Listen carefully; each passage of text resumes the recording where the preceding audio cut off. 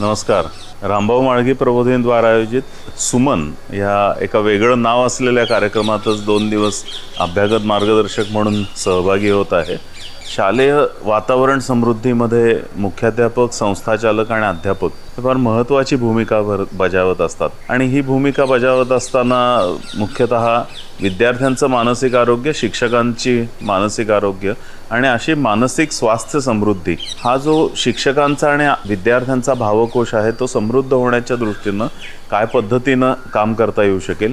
एकूण शाळा म्हणून काम करत असताना शालेय वातावरण जे आहे ते शाळेच्या परिसरामध्ये आणि तिथं आयोजित केलेल्या शैक्षणिक अनुभवांवरती अवलंबून असतं आणि ह्या 2 दिवसाच्या कार्यक्रमामध्ये अशा वेगवेगळ्या प्रकारच्या चर्चा, त्या चर्चांमधनं शैक्षणिक वातावरण समृद्धीसाठी काय करता येईल असं संस्थाचालक, मुख्याध्यापक आणि शिक्षक एकत्र येऊन मंथन करत आहेत. बरेचदा हे 3 घटक स्वतंत्रपणे मंथन करत असतात, पण संस्थाचालक, मुख्याध्यापक एकत्र येत आहेत आणि हे मंथन करत आहेत आणि त्यातून कॅम्पस हा जो एक महत्त्वाचा शब्द ह्या सुमनमधला आहे, असं शालेय वातावरण आणि शैक्षणिक अनुभवांची समृद्धी कशी करता येईल या दृष्टीनं हा प्रोग्राम जो आहे तो फार महत्त्वपूर्ण आहे असं वाटतंय.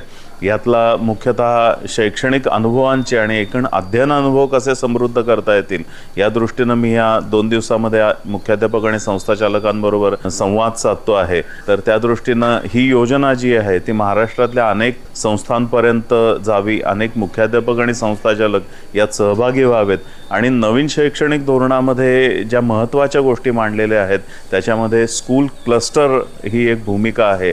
त्याच्यानंतर वेगवेगळ्या प्रकारच्या शाळांनी एकत्र येऊन काही करावं याबद्दलची मांडणी आहे. त्याची सगळ्याची सुरुवात अशा एकत्रीकरणातनं, अभ्यास वर्गातनं होईल असं वाटतंय.